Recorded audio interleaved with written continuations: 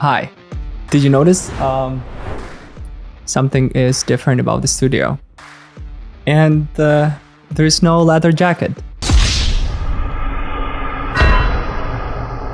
I've recorded almost 50 conversations with leather jacket, and I think it's time to move on.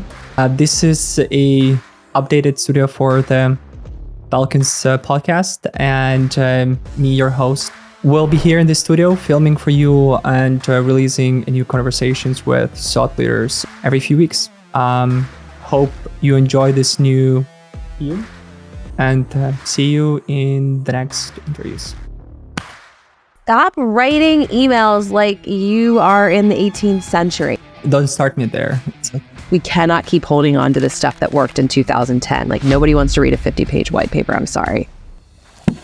Look at this customer. They don't have a website. Like, how you can generate qualified opportunities for someone that doesn't have a website? Let's just work 10% more. You know, like, okay, guys, if in our company we'll be solving the problem, like, let's just work for no pay a little bit more. That's not a solution for a problem, right? I love that. I think that's actually really, really beautifully put. You wrote somewhere that salespeople needs to be empowered. I think there is this notion, and it's existed forever, and I hate it, is that if sales isn't doing well, it's because they're lazy and they just need to work harder. I actually don't think I've seen a time that I can remember where sales is working harder than they are today. It is hard. That's true. Well, what? This is evil. Yeah, that's the most difficult question of this conversation. Jan Allen-Knuth is the founder of Demand Gen and the former chief evangelist for the Challenger sale company, now part of Gartner. Jan has spent over 18 years as an individual contributor, selling over $50 million in professional services. She regularly speaks at sales kickoffs and trains organizations like General Electric, Honeywell, G2 Square, and Jupiter Networks. With over 70,000 followers on LinkedIn, Jan is considered one of the most recognized and followed sales thought leaders. Kicking this off, how long did it take you to go from a kind of typical number of followers on LinkedIn to almost 70,000? I feel like when I first got on LinkedIn, it was someone just did like this look back of my LinkedIn history, and so I should know the answer, but it was years before I became active on LinkedIn. So I was just using it for prospecting. I started to become active on LinkedIn in 2020, and that was while I was still at Challenger. And then when I became the chief evangelist at Challenger, things started to pick up because I was hosting a podcast and a webinar series for them. So that was just an easy way to kind of accrue connections.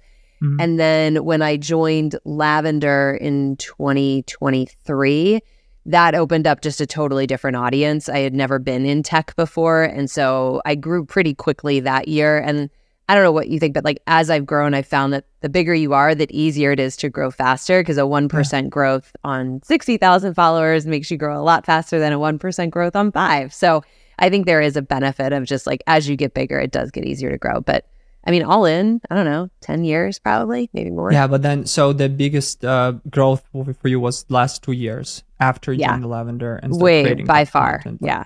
I went from, I think when I joined Lavender, I had maybe 10,000 followers. And then when I left, I probably had 30 or so. Yeah. So definitely big. Yeah. And then last year you added another 40,000 or something, right? Yeah. So it's pretty quick, like 2 years, getting 70,000. It's crazy. How did this growth impact your career, or did it impact your career at all? It completely impacted my career. Like I never really thought I would leave the role of sales individual contributor. I was just like, hey, you make good money. You've got great work-life balance. There's so many good reasons. I enjoy the work. It's fun. Mm-hmm. It's constantly a mental challenge. And then when I started growing on LinkedIn, I started getting a lot of people reaching out saying, hey, we really like your point of view. We'd love you to come in and talk to our team. And I was thinking, wow, I thought the only people that got to do that were the people that wrote sales books or had sales courses or were former CROs. And so if I didn't have LinkedIn as a channel, I would have never had the opportunity, I think, to start my own business and go out and work with sales teams the way I do today. So 100% changed it. Would you say that building your audience should be like top priority for people to speed up their like road to success in a way? So this is a really interesting question. It's interesting you asked it because I've been thinking a lot about this. I think it is a tough slog if your goal is to grow your audience. I actually think that a better goal looking back is to focus on growing your ability to write in a way that evokes an emotion or evokes a reaction. And I'm not talking about like shock and awe type stuff, which is a lot of what I think is LinkedIn is trending towards. I'm talking about, can you take an idea, can you clearly communicate it in a way that a skimmer, someone who's just like skimming their feed, it would capture their attention? That's the skill I would say anyone who's, getting into LinkedIn, that's the place I would really focus on, because writing benefits you everywhere, whether you're in sales, marketing, leadership, business owner, I don't care. You will always be better for being a better writer, and our ideas are clearer when we write. So I think that's the goal. The audience growth is just a byproduct of how effective we are at doing that job to be done, in my opinion. So basically, if you know how to create content and to write impactfully, then the audience will also always be there for you, right? You'll always build the audience. I think so. I mean, you'll have more opportunities. People will want to talk to you. I think part of where people get into trouble, it's like, how do I get big on LinkedIn? How do I get big on whatever social platform? And then as a result, what you do is you look to what has been done before and say, well, how can I copy that? And then you end up just sounding like a not as good version of whoever created the thing, versus writing authentically is what you think, what you believe, how you feel, how you talk, how you communicate. Like, no one is going to be similar to you in that regard. So that's why I always say, go all in on the writing aspect. Know that, have the confidence that if you become a better writer, which you will by writing publicly, it's just inevitable, you will become a better writer. There's so much more to be gained from that, and the audience will follow. I've seen you post it a couple of times and spoke about that. You are a data-driven content creator, so you like to show the data. It's like, okay, this is this or that, or this is how this thing is percentage better on this one, right? Can you speak for a minute to me about what is that data insights building look like usually for companies, how they can implement that, and then after that, how it can be used and in what advantage? And maybe you have data in terms of like, okay, when we implemented this, we've had much higher engagements, or I've had much higher engagements with this. And we can go a bit technical here. And sorry that I kind of dropped all of that on you, but I do want us to kind of just, to kind of dig a little bit in this one, because it is important and for a lot of organizations. And as far as I know, not many organizations are effective into implementing this thing. So yes. Okay. So a couple big things here. Number one, the term like data-driven means a lot of different things to a lot of different people. Where I am most interested in, the content that I get most excited about, is data that helps someone better understand a problem. So if you think about one of the classic problems in any business, big or small, it's usually that there is a battle of opinions. So I used to sell into sales and marketing, like you saw this all the time. Marketing thinks we should do that. Sales thinks we should do this. And ultimately it was like whoever yelled the loudest and was most intimidating tend to win that argument, which sucks, right? Because there's nothing to say that the loudest person should be right. So where I get excited is data that someone can bring into a conversation where there's group disagreement that provides structure, not opinion. And so as an example, like when I worked for CEB and Challenger, the whole business was built on this idea that there's so many opinions about how you should sell and what skills matter the most and what does good sales experience look like. And as a result, what you see is lots of sales leaders who fight back and forth around, I think we should invest in discovery, and I think we should invest in negotiation, and I think we should automate this. And you get all these, varied opinions. And so one of the things that really kept me at the business for so long is that the business would go out and say, let's look at a problem. So back in 2008, I don't know if you were selling in 2008. I was selling in 2008, just not a lot. It's one of the worst years. Every sales leader kind of had the same question, which is like, the economy is falling down around us. We have no idea what actually makes a customer loyal in an environment where the economy is a hot mess. And so what the business did is they went out and they said, well, how can we answer that? If you go out and you ask customers what makes you loyal, we all know that customers say and do very different things. Like there's a big say-do gap there. And so instead what they did is they went out and they surveyed customers across all different industries, but all in B2B. And they said, talk to us about a company that you bought from and 2 other that you evaluated in that category but decided not to buy from.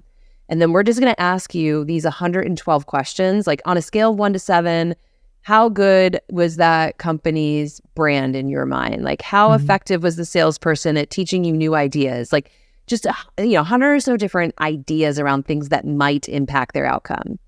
And then they looked at what was different about the companies that they chose to work with versus the answers for those that they didn't.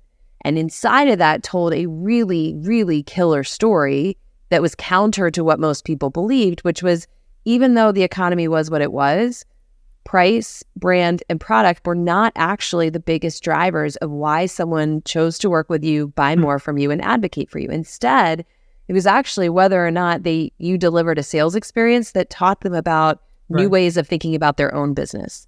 So you take data like that, and you take these rooms, like these decision-making rooms where everyone's like, what do we do? The world is on fire. We have no idea what lever to pull.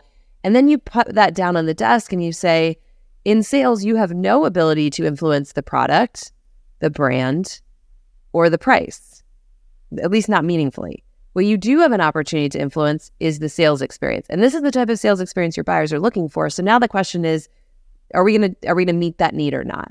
Right? And there is something beautiful to that moment where it's like, okay, maybe I argued the opposite, but I don't argue the opposite before that because I want to be wrong. It's just I believe I'm right. And so when I talk about data, I'm very passionate about data like that gives us a really clear, objective way to look at a problem. What I am uninterested in is I used X product and saw 150% ROI on the other side because nobody ever talks about the bad stuff. We only talk about our best customers. So that's why I draw a very clear delineation to like two very different types of data. So you hate the case studies when you see like, oh, we delivered 200 booked appointments for these guys and they see the 10x ROI, whatever. You just don't open them, right? I mean, they have a time and place, which is later in the sales process when I have to defend that we've delivered a positive business outcome. But if that stuff worked early, I would have like 1,000 meetings on my calendar because everybody in the inbox is saying they deliver these amazing outcomes and everything drives growth and everything saves money. So I just think it's become a bit of white noise early. The first job to be done is like, why should I even solve this problem? And why should I even look at solving this problem with you? And I think we often think it's because, oh, I can show I've delivered all these other results, but lots of companies talk that talk and still don't get meetings. So what is it? It's your ability to go in and give them a new perspective on the problem that they hadn't considered that I think makes you more valuable than just the product you sell. So that's why your motto is talk about the problem, not the solution, right? Yeah, at least in the opening, right? You have to talk about the solution at some point. It's just we cannot wait to talk about it in sales. We just hope that if I show this solution, someone will be like, I need to have it. And I just don't know that that's reality anymore. Yeah, because we're jumping in that conversion stage when the solution is important, right? Whereas we still need to build attention, engagement, and then activate them with the other things, not the solution, but the problem, and the other things. So yeah, that's why I constantly say slow down to speed up. We're all trying to accelerate our sales cycle and we're skipping really important steps and we're paying for it later. So slow down, get alignment on the problem, get business alignment on the problem. And if everybody aligns with the same way of looking at the problem, then you're not going to see the like late stage objections and, well, we don't know if we should do it this way because we've already solved for that in the beginning. So like there is a time and place for we have to show the solution. It's just maybe not so early. I think this is also happening because most folks, they want results fast. I've seen this, last year, this year specifically, like everyone wants to see results right now. And we only have budget for like 3 months campaign. We only have this thing. That's it. Either we're doing this or it's not working. And do you know what the success rate of those engagements are? I guess it's a very low number. It's like, I want to have a 6-pack. Like, do I just go to the gym and rush through like everything and be like, well, I did it fast, so now I should have it? No, that makes no sense whatsoever. Like, there is no easy button in sales, and it's wild to me how much we desperately keep trying to find it. It's just not there. You've mentioned buying experience, and obviously buying experience is not just about the sales, but also about the marketing, right? So do you often talk about sales and marketing alignment? Because for me, this topic seems hotter than ever. What do you think that is? I think to be empathetic, I think that when you are in times like this where it's just hard and people aren't spending willy-nilly like they used to, I do think there's a degree to which everyone's first motivation is like, how do I keep my job? When you're in a situation like that, your first job is to protect yourself.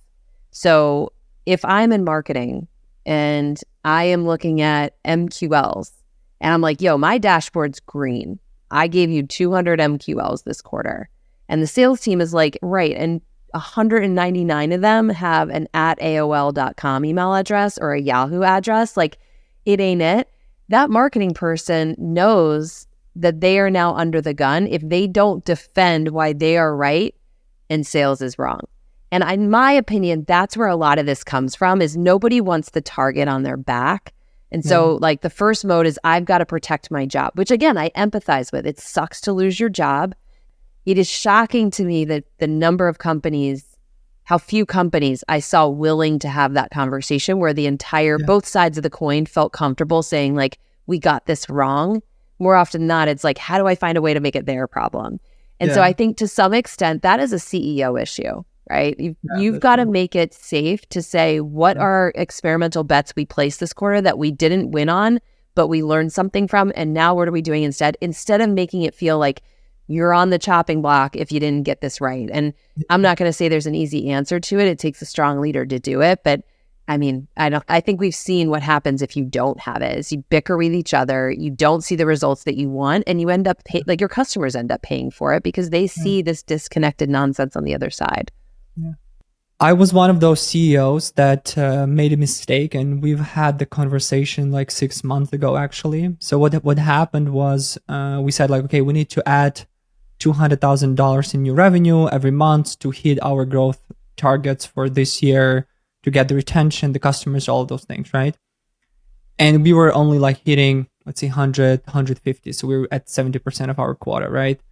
And whatever we've been doing, we couldn't press it. And then we said, okay, we projected how many deals we need to convert them. So, okay, we need about 300 opportunities to be able to convert this much. So it's like, okay, so our closing rate, let's say, is at 7% or what. And then we need to add more opportunities to be able to get with the same closing rate. If we cannot increase the closing rate, right? We need then, so we can make the 200K. So we go back to marketing and say, okay, marketing, your main objection is to get to 500 new opportunities a month, no matter what. They need to be kind of qualified, so they need to have like whatever budget, yada, yada, yada, right? And marketing, like, fine. So they did the 500. We've started closing just a little bit more, but not enough. But our churn rate was through the roof, like doubling the churn rate. So now when you look for the problem, you're like, the fuck is happening here, right? Like, we're not making any money. We're losing it. We're spending twice on acquisition. Like, as if like everyone is making commission and money in this business except from the leadership, because like you're like, business doesn't work, right? So you kind of go back and you're like, okay, yeah, I talk to marketing and say, marketing, like, your leads are churning, and the marketing like, hey man, like, we did the 500, like, this is the KPI, like, we are celebrating, we're just opening up champagnes. The sales team are like, we're like burning out, we have so many meetings, we have so many opportunities, but we're closing, but we kind of close more. And then the delivery team are like, man, we hate you. It's like, we can't work with this customer. Like, look at this customer. They don't have a website. Like, how you can generate qualified opportunities for someone that doesn't have a website? Why the sales team promises them this results if they don't have a fucking website, right? See, but listening to that story, what it screams to me is no ego. Like, I think our biggest enemy in sales, marketing, leadership today is ego and an inability to be like, hey, I made an accurate call with the best information I had available at the time. It's just inevitable. Like, what business, what leader does not make a call that in some way backfires? Everybody freaking does it. But there's such a reluctance to take ownership of it. And like sitting there listening to you tell that story makes my respect for you go through the roof, because what it shows is you care more about the success of your business than the perception of your ego. And I just wish there was a little more than that, because that's what business is, right? If it was just like, hey, run this play, every business would be churning out cash and making money and we'd all be sitting on beaches and not doing podcasts. It's just not the reality. But I think there's this reluctance to openly say to the business, look, we took a bet here. It wasn't the right bet, but we learned this from it, and this is what we're going to do instead. Like, as someone who's always been on the front line, I yearn for that in a leader. Like, that's the kind of leadership I want. I think particularly with like Gen Z and people who are more cause-oriented, I think that's a big thing that leaders are going to have to start shifting towards, is to be open and transparent when we make a bet and it doesn't work, because it's going to happen. It's just going to happen. Yeah. And you're going to make a lot of bets. And I think like I appreciate the kind words. There are two concepts that I always talk about, is that the serving leadership, like you always are the number two. You're never the number one. Forget that you own the company. Company owns you in a way. So you serve the company, you serve the people, you serve the customers, right? And so you're always in that second place. And it's you need to be proud to having someone in front of you. Like I have my co-founder who is kind of the number one. And I always say, okay, I'm serving you, and just, again, being very humble about that. Right. And then, obviously, there should be no ego, right? Any way, shape or form. Because as soon as you put your personal feelings and your ego and your own ambition, then everyone feels this and everyone sees this, and it makes all the conversations very awkward, and then you cannot build trust with people. And if there's no trust, then they are afraid of making the mistake, because they know that, something going to happen as a result of that mistake. And if people know that it's just you make the call was wrong, but that's fine, then everyone's like, okay, makes sense. Let's just do more, right? Yeah, I think that's what people want in a leader, because it also makes it safer. Let's say someone on the marketing team initially had disagreed with your point of view. The other thing is I hear these back channel conversations where people actively disagree. And I do believe there's something to disagree and commit, but they're not vocalizing the disagreement. So when something goes wrong, it's like, well, we didn't really think it was a good idea anyway. Really? Why didn't you speak up? You got to speak up. And so I think leadership plays such a significant role, but yet we often point the finger at the front line to be like, well, the front line is just not converting the leads. The front line is not converting well, okay, who's setting the strategy? So I think it's a really interesting conversation, and I'm encouraged to hear you talk the way you do. And the other thing, going back to LinkedIn, is it's very clear as day on LinkedIn, the leaders who post, the founders who post, who has an ego and who doesn't. And so it's like, if you could pick it up on LinkedIn, my gosh, what it must be like to work for these companies. We've done an interesting exercise with my C-level team a few weeks back during our retreat. We've exchanged roles and had the business case. So you're like, okay, now CFO is CMO and CMO is HRD, and the HRD is head of sales, for example, right? And they're all playing role. And it's funny and then obviously, me and my co-founder being like the, CEOs, we didn't play it. We were moderating it and just kind of having some resources for them and stuff. So we're not involved. And we've looked at like how they're solving the problem when there is no one that takes the full ownership. Because at the end of the day, if something goes wrong, like they go to you and say, okay, Michael, what should we do, right? And now there was no CEO. So like, okay, how the C-level suite without the CEO going to solve the complex problem, and how by not playing their own roles. And the fun thing was the two things. The first one is when they changed the roles, they still operated the same. They operated the same. They wanted to do the same things as if their colleague was. So CMO. So for example, like when there's a problem with the budget, the first thing that the CFO will suggest, like, oh, you need to cut marketing budget, right? But the funny thing was that the CFO was the CMO, and it was the problem of cutting the budget. The CFO was like, we're not cutting the marketing budget, right? And we're like, and then my CMO was like, I will remember this next time we're going to have a meeting that we're not cutting the budget, right? Because they were like the same thing. Or like everyone was like, if there's a tough problem, everyone was like, hey, let's just work a little bit more. Let's just work 10% more, you know, like. And then I was like making so much fun. I was like, okay, guys, if in our company we'll be solving the problem, like, let's just work for no pay a little bit more, then we're gonna, you know, that's not a solution for a problem, right? I love that. I love that you did that. That is like, that to me, like one of the other things I think is really absent a lot today is just like the emotional intelligence aspect of it. So within the business, like you described, but I love doing in my workshops exercises like that with sellers, where you put them in the shoes of, like one of the ones I do all the time is I'll say, listen, you got to get in groups of 5. You've got $47,000 each. You can all buy a car, but it has to be the same car. It could be a car, truck, SUV, nothing else. And you have to agree on the car. But at the end of the day, you all get a free car. Like obviously I'm not actually doing it. It's a hypothetical situation. And in those moments, what they realize is even though there's still something to be gained, like at the end of the day, you're still getting a free vehicle. The difference in decision criteria is so dramatic. So if someone is a mom, they might care a lot about like getting a minivan that's super safe. Right. If someone's a hunter, they might want to have a pickup truck so that they can put, you know, their dogs in the back and it goes through the mud. And someone else might care about resale value, and someone might want electric versus gas. And then you watch them and they bicker and they fight and they argue. And then you pull them back and you say, could you get to decision? And usually about 50% of them said we couldn't get to an agreement, and we were yelling at each other. I'm like, and now think about this. You still get a car at the end of it and you still couldn't decide, right? And so I think things like that, what I love about your exercise, why I do this with salespeople, is so often it's easy to be on our side of the street and just point over to the other one and be like, why can't they just? Why can't they just do this? Why can't they get this?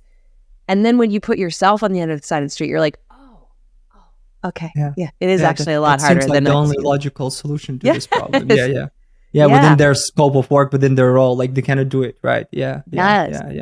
In my team, we have a good communication, lack of misalignment, so all is good. But there was some point in time, also like several months ago, someone like my CMO was like, we're not talking with sales team, or like we're not talking delivery team. And I was like, hold on.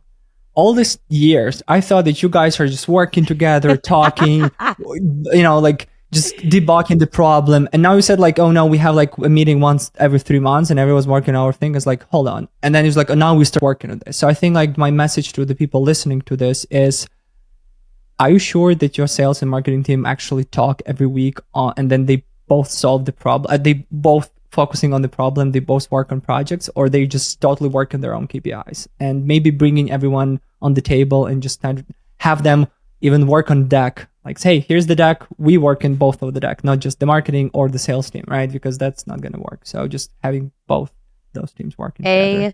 Amen. Like, I think that is one of the biggest, I'm so glad you said it, because I think it's one of the biggest questions that we actually probably just don't want to know the answer to. And that's why we don't ask. Like, we're just like, ugh. It's like, I don't want to look at it. When I was I created this role of chief evangelist at Challenger because I looked at sales and I looked at marketing and I was like, everybody's talking about the product. Nobody is actually educating the market on the problem and the way we want people to perceive the problem. So I like asked to create this role. I was very lucky. They said yes. And my job was to go out there and tell stories about the problems that would necessitate someone changing the way they sell. Well, what my job ended up being was basically like divorce attorney between sales and marketing. And I was like, this feels above my pay grade. Like, we need someone to come in and actually make calls, because I think part of the problem is they're both the same level. Like, marketing can't tell sales to stop and sales can't tell marketing to stop. So we just see this constant tennis match, which is so unproductive. And so I think just like defeating as an employee. Like, nobody wants to fight with their counterparts all day long, but and does it happen? Well, I have a third wheel, which is called delivery, which is, and you have delivery, sales, and marketing, because we're in the professional service business and they all are arguing, right? But we've deployed a strategy where delivery is the king, because they service the current customers. So it means that if delivery, so it's very easy to solve the argument. It's like, okay, what does the ICP delivery wants? Okay, this is the ICP. All right, guys, then we're doing this ICP. Yeah, it's hard because you always need to take someone's side. And if you take the marketing side, then the sales team is like, why did he taking the marketing side, and vice versa. But if everyone hates delivery, that's fine. Like, because like, so. I think that's actually really, really beautifully put, right? Because delivery is the voice of the customer, and there's no denying that. That's super, super smart. I love that. And then when delivery is happy, delivery delivers, and then you have this all 5-star customer reviews, case studies, testimonial. Then the sales team are like, well, you know what? Yeah, well, we are the best because we have the best delivery. We deliver to customers, and then they start talking about that everywhere. Like, oh, and it's not because, but then they first argued about this. So anyhow, what's the single most important sales advice you would give to people? There's so much, but I will pick this one because it's the best thing I ever learned.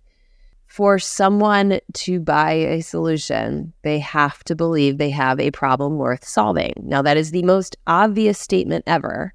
But if you reflect on our actions as salespeople, typically we rush, as we talked about before, we rush to solution in the hopes that by explaining the solution, someone will realize they have a problem. To me, that's completely backwards. Like, if I think about all the deals I've ever forecasted that never went anywhere, that ghosted, closed lost, no decision, all of them probably said they had a problem. Like, they have a problem. It's why they take a call or they entertain the idea of a solution.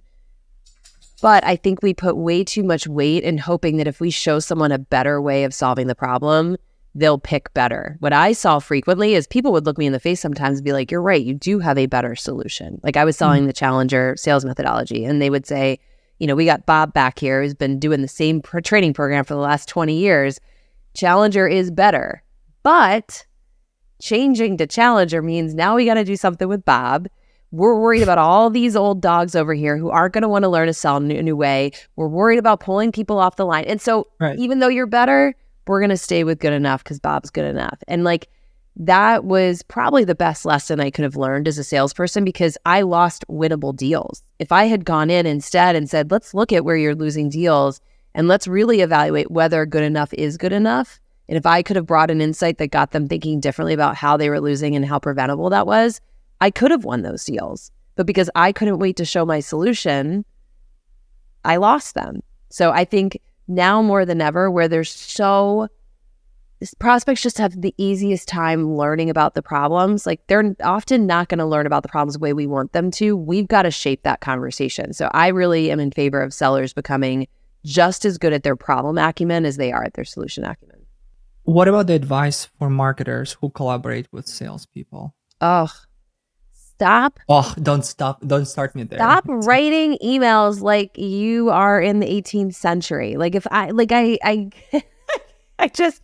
feel for salespeople, and I feel for marketers, because Lord knows salespeople we're a beast to deal with.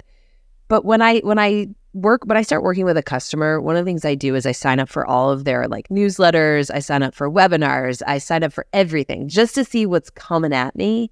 Yeah. And it's like, I don't know where this was born, but everything typically starts with like, this weird vernacular of like, we're going to unleash powerful revenue growth drivers and, in these unprecedented times. And we say, like, I don't know who thinks that's effective for earning attention from someone who does not know you or does not value you. But I think we in marketing have to learn how to speak like normal human beings instead of celebrating this ridiculous prose that just gets ignored in the inbox, ignored in the feed. That to me, I think marketing's obviously got the hardest of it. They've had to shift really quickly to a world where everybody is like skimming things. And so I'm not saying long form stuff doesn't work. I'm just saying in order to gain attention, which I think is the bigger problem most companies are trying to solve, we cannot keep holding on to the stuff that worked in 2010. Like, nobody wants to read a 50-page white paper. I'm sorry. You wrote somewhere that salespeople needs to be empowered. I was wondering, how would you define the empowerment in this context? What is the empowerment? So I think this is probably from my website where I said your sales team does not want a motivational speaker. I think there is this notion, and it's existed forever, and I hate it, is that if sales isn't doing well, it's because they're lazy and they just need to work harder. Now, I'm not going to say there are not lazy salespeople or people who go through lazy periods. Of course, that's true. But this general notion that like we just need to work harder, I actually don't think I've seen a time that I can remember where sales is working harder than they are today. It is hard. That's true. So being like, hey, this dude climbed Mount Everest and he overcame all of these terrible things to get to the top. Like, yes, that's cool to listen to in the moment, but then I leave that kickoff and I've got to go back to my desk and write a cold email. I'm like, did he write a cold email when he got to the top? Like, what am I supposed to take away from this? And so to me, motivation is just such a small part of the problem. What more often I find is the problem is we are not empowered with ideas to help us sell to a buyer that's more informed, that a buyer that is able to tune us out more. Like when I talk about empowerment, I'm talking about empowering sellers with new ideas to address new problems instead of just saying, keep running the plays, keep sending your sequences, keep blasting 1,000 emails a day, but just work a little bit harder, make it 1,002. Like that to me feels like an inadequate solution to the problem. Yeah. So empowerments are not the tools that you provide or the rewriting of the sequence or like a new deck. It's the new ways of looking at the problems and educating your sales team on the problem and on the buyers and the problem. And I feel like a lot of sellers are actually really hungry for it. Like there's this, I was just having a back and forth with someone on LinkedIn today that they were like, yeah, but sellers don't want to learn. I'm like, what are we talking about? Sure, there are sellers that don't want to learn, but to paint the picture that most sellers don't want to learn, I just don't think it's reality. I spent way too many years in sales training, and I think sellers just are very skeptical of learning because so many learning events are not realistic to what they encounter. Like, I'm sorry, I think the idea that there's this linear sales process and you just got to do this, this, and this, and out the other side pops a deal is a joke. Like, and oftentimes those things are being built by people who have never sold or haven't sold in 10 years. And so I think that's more of the issue is sellers are skeptical because they know that what happens in a training room is rarely what happens in reality. But that's an us problem to fix, not a seller problem. That's true. I wanted to pick your brain on this full sales cycle and generating your own pipeline, what you're very good at, versus the role-based sales where you have BDRs building the pipeline and SCs that are closing towards the quota. Are we at the point where the future ahead is the full cycle sales all the way long, or what do you think where we are or where we're going with this? So I would say in SMB, I get why the SDR model works because you probably just have so much you need to qualify. Like I've never been an SMB seller, so I'm not going to act like I know it. But I would worry about the amount of time your AEs would have to effectively work deals if you're just like fielding every random thing that's coming in. So I think in SMB, that probably doesn't apply to what I'm going to say. But in enterprise, the thing I've never understood ever is I think the hardest job in the sale is getting someone who is uninterested to be interested in a conversation. And then we give it to the people who have the least experience, the least training, the least business acumen, and we don't give them any of those things. And then we're like, why can't you book 20 meetings a month? I don't know, dude, because my title is SDR and I don't know anything about business and I'm just throwing stuff against a wall and hoping it works. So my opinion that yes, I think full cycle is going to be the way that we go is born out of this reality that for today, I just don't think SDRs get the right level of investment in their development to make them powerful at opening a door, because that is the hardest job, in my opinion, in the sales process. And so that, plus if things continue the way they do, I think some of the mundane jobs to be done of an AE are going to be automated or helped by AI. So I think this excuse of I don't have time to prospect is no longer going to be an excuse. Even today, like where we are today, if you just have the most basic version of paid ChatGPT, you can research a prospect in 3 minutes that used to take you 30. So like I think some of those age-old excuses of like, I can't do it because I don't have time are often in reality because the person just thinks they're above it. And I don't want to prospect anymore. I just want to close deals and I want to sell and da-da. But like, if I'm reaching out to the CRO at, I don't know, Slack, am I going to have better odds with 18 years of sales experience? Or is my SDR who has 18 minutes of sales experience going to have an easier time? Like, I don't know. It's hard for me to imagine a world in which that's not true. The way I see it is the way I have a huge SDR team, probably like 50 SDRs and about 30 BDRs, right? And the way I usually see it is you are right that they have less business acumen. They've been with the job not that long. They're starting out, but we can train them more on a lot of the operational things, the one that sales team usually have problems with. Like, for example, how good you are, to have your sales team filling up the CRM and getting the notes and updating everything, you need to be on their necks for like several years until they kind of get used to that, right? So that's hard. And as far as I know how the SDRs right now operates, there's a lot of tools, a lot of things to click on, a lot of things to save, a lot of follow-ups to do, a lot of notes to take, a lot of things at the very high scale.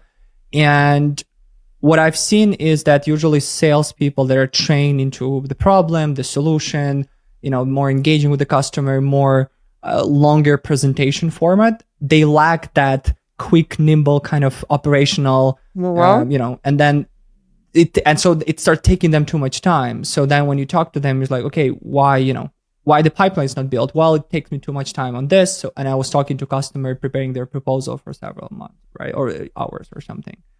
So obviously we need to look at the balance, right? But I do agree with you that the ideal for me as well is the full cycle sales. I do believe that one thing that happened more and more and more is that salespeople are not accountable for their pipeline because they think that the marketing team is accountable for it, right? Like they didn't book me the meetings. The meetings were not as qualified, right? But then when you say, okay, you can work on your own pipeline, then it's a black hole, right? Like just how I do this, how I approach this. I even don't know how the tools work or like how the other things works, right? So I could not agree with you more. I think a lot of times people come in and say, hey, we want you to come train our SDR team. And I'm like, well, I'm not going to charge you more to train your AE team on prospecting. So why don't we bring them both together? And the AEs are actually often worse at prospecting than the SDRs. And it's because they've been allowed to just not be accountable for it. And I mean, I think one of the things that you started getting me thinking about is like, I think for like a true enterprise seller, often what I wish I had was more of, I don't want to call it an assistant, but like I think I like the language used, but an operations person. Like if I am getting off a call and I need to build a proposal and it needs to be specific on all these areas, I'm always going to punt that to the end of the day because it just takes a lot of like mental energy to work on that. Versus if now with the call recording technology we have, there's no reason that someone else couldn't do that so that I could do my next call. And by the time that next call is over, it gets to the customer quicker. So I think in many ways, it's like sending calendar invites and, making sure you've got the right people on. Like there's so many things to your point that could slip that could meaningfully affect the outcome of a deal. So anything that helps a rep move faster without sacrificing quality, that's what I found myself yearning for. I was like, I don't want to put booking meetings with Fortune 500 companies on this person who doesn't actually know half of the words that they're being told to say because no one's trained them. But I do want to get some of the stuff off my plate. And so I think maybe there's just different ways to think about it depending on the role type. That's a great point. So when you look at this on the plate of priorities, the priority of building the new relationship with the Fortune 500 is on a higher priority than with all the recordings and all the automation that we have, putting together the proposal that the other person can. Whereas now it's on the flip side, like usually, I'm a C, I'll be spending several hours building the proposal where like every other person can do that. But I want some other guys building the relationship on my behalf, although they don't have the business acumen that I have. That's an excellent point looking at this. Oh. I think you and I are making each other think a lot. This is good. I'm like, I like your point. You're like, I like yours. So we've been into this already. I'd like us to play a quick quiz. So you have two choices. So it's this or that. You need to choose this or that, basically. All and right, you need to choose choices. We either can do quiz about sales or quiz about dogs. What? How could you make me choose? This is evil. Yeah, that's the most difficult question of this conversation. All right, let's do sales. Sales? Okay. All right. Cold call or warm intro? Warm intro. Quarterly quota or annual target? Annual target all day. Why is that?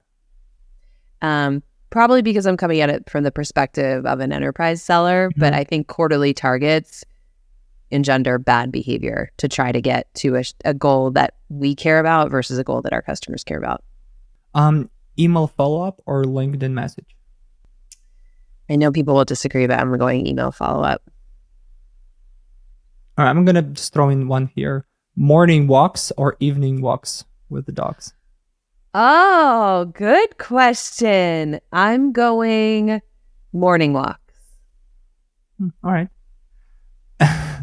Wet nose kisses or snuggles on the couch? Snuggles on the couch. Okay. One last one about dogs. Big fluffy bed or sharing yours? Oh, share ours all day long. We have 4 dogs and they all sleep in the bed. It's ridiculous. Wow. I have back problems. You must have a big bed. It's a king bed, and Nick and I are both giant too, so we just make it work. All right, then discovery call or closing meeting? Oh, good question. Discovery call. That is my favorite moment of the sale, is when you get that person to be like, I never thought about it that way. That to me is the most fun win of the process. By the time you close the sale, you already kind of know you've got it. How many discovery calls a day you think is the best average to do before you're just so burned out that you cannot talk about your product again for another demo? Well, I think discovery calls shouldn't be talking about our product. I think the reason why I could take discovery calls all damn day is because I'm super curious about how other businesses work. And I love learning about it as an outsider and then coming in and learning all the things I got wrong. To me, that's a fascinating thing. And I think often sales is portrayed as this, really mindless transactional job. I think it's one of the most intellectually challenging jobs there is, because if you think about it, you're looking at all these different businesses, you're trying to make sense of it, you're trying to spot problems from a mile away. That to me is really fun. So I could do discovery calls all day long. Demos, put me to bed. Yeah. So with the discovery call, you would say 5 discovery calls a day is a good average. Sure. Yeah, I hope to convert 3 of them. Yes, yeah. I think that sounds awesome. Yeah. Okay. I remember from back in the day when I was doing our sales, if you put me through 5 to 7 conversations a day talking about Belkins services, I would probably gonna last for a couple of months, and then this is it. 7 is too much. I was like, okay, let's do 3 to 5 plus the follow up. So yeah, I cannot. I imagine when my guys are going through 7 a day, I can. It's for me right now is I'm too old for this shit. So. Too old for a lot of stuff, so that is. Yeah. That's true. That's true. All right. Face-to-face sales or virtual selling? Oh, okay. This is a tough trade-off. I am going to pick virtual selling. I'm gonna tell you why. Because I think there's a lot of people who still believe enterprise sales can only be done in person, and I don't believe that. I think the hill is higher to climb in virtual, but I kind of like that challenge because it shows me if I can keep their attention, there's something there. Yeah. Commission-based salary or fixed salary? Commission. Is it 50-50, 70-30, the ratio? I mean, 50-50 is a good place to be. Negotiating contracts or building relationships? Who picks negotiating contracts? Who's the FBI guy? Chris Voss maybe would pick that. building relationships. I had a lunch with my girlfriend, and she spoke about the client that she had called with that comes to the call and say like, okay, can you remove the Fireflies AI recorder? She's like, okay, fine. I'll tell you a secret. Like, I'm leaving the company right now because they're not in the good shape. The reason I'm leaving because I'm the winner and I like to win. So, and I'm not winning here. And I'm not winning here, you know? And she's like, all right. So I think like that guy would probably gonna go for negotiating contracts and building relationships. So, you know, there's some sharks in the pool. So that's true. Jen, thank you so much for the conversation. Thank you. I had so much fun. So did I. This was great.